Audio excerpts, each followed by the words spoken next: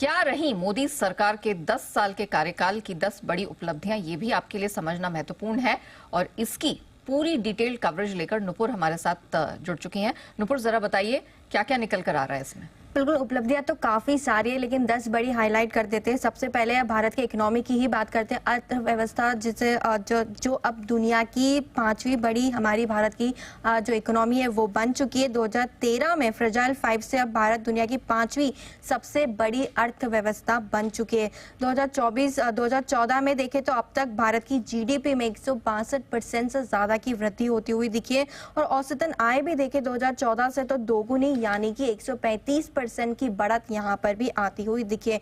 In fact जो foreign reserves है वो भी 290 अरब डॉलर से बढ़ के 620 अरब डॉलर पहुंचते हुए नजर आ रहे। तो हमारी इकोनॉमिक ग्रोथ, हमारी इकोनॉमी की जो कंडीशन है वो काफी जबरदस्त यहाँ पे बढ़ती हुई ग्रोथ यहाँ पे आती हुई दिखी है। दूसरा बड़ा जो एक हाईलाइट रहा है पिछले 10 सालों में वो है डिजिटल भारत। यूपीआई की स्टोरी तो हम सबको ही पता है, केस स्टडी की तरह।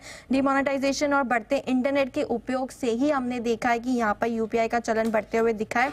2018 में 2070 करोड़ डिजिटल ट्रांजैक्शन हुए थे, जो अब बढ़ के करीबन 10,000 के पार जाते हुए 10,000 करोड़ के पार जाते हुए आपको दिख रहे हैं।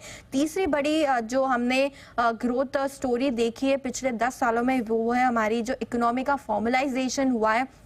कैश को छोड़ के हम जो बैंकिंग ट्रांजैक्शन की तरफ बढ़े और सेविंग डिपॉजिट खातों में जो बढ़त हमने देखी, करीबन 200% की बढ़त यहाँ पे आती हुई दिखी है। जनधन योजना जैसी योजनाओं से जो फार्मर्स है, जो गरीब है, उन्हें डायरेक्ट यहाँ पे बेनिफिट्स मिलते हुए दिखे। जो फॉर्मलाइजेशन हमने इकोनॉमी में देखा, ये भी एक बड़ी उपलब्धि पिछले 10 साल में आती हुई नजर आई है। बड़ी योजनाओं से कम जिनको फायदे मिलते हैं उन्हें सीधे फायदे मिलते हुए दिखे, चाहे वो आयुष्मान भारत हो, प्रधानमंत्री आवास योजना, पीएम किसान सम्मान निधि जैसे योजनाएं, उससे सीधा बेनिफिट जो है वो इन डायरेक्ट बेनिफिट आता हुआ यहाँ पे दिखा है। टैक्स को कैसे पीछे छोड़ सकते हैं, यहाँ पर भी काफी बड़े बदलाव हमने 10 साल में देखे हैं। वन नेशन वन टैक्स की शुरुआत जीएसटी के साथ हुई थी जो 2017 में। उसके बाद हमने देखा कि आज सालाना जीएसटी आय जो है वो 20 लाख करोड़ के पार जाती हुई दिख रही है। तो हमारी इकोनॉमी का जो फॉर्मलाइजेशन हुआ है, साथ ही साथ वन नेशन वन टैक्स की जो